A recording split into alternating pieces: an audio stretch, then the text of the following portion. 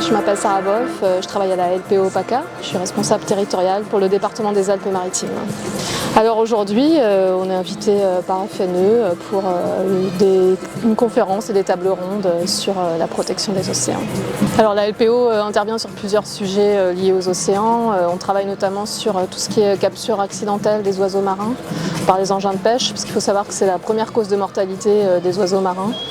On a aussi toute une thématique autour de l'installation de l'éolien en mer, donc qui est problématique aujourd'hui parce qu'on installe beaucoup de centrales éoliennes dans des zones qui sont protégées, des zones de migration des oiseaux. Donc ça c'est aussi une thématique sur laquelle la LPO est très investie aujourd'hui.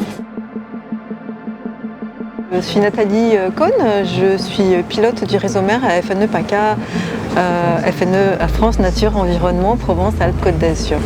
Aujourd'hui, on organise un atelier un peu dans le cadre de l'UNOC, mais un petit peu à côté. Globalement, il y a un consensus sur le fait que la mer Méditerranée est en danger, elle est fragile, elle doit être protégée. Les différents points de vue qui vont s'exprimer, c'est qu'est-ce qui est efficace, qu'est-ce qui ne l'est pas, jusqu'où on peut aller, jusqu'où on devrait aller. Charles-François Poudouresque, professeur émérite à Aix-Marseille Université, et je travaille en écologie marine. On a souvent tendance à privilégier ce qu'on appelle la biodiversité de luxe ou la biodiversité spectaculaire, c'est-à-dire quelques espèces, le dauphin, quelques oiseaux marins, la posidonie par exemple,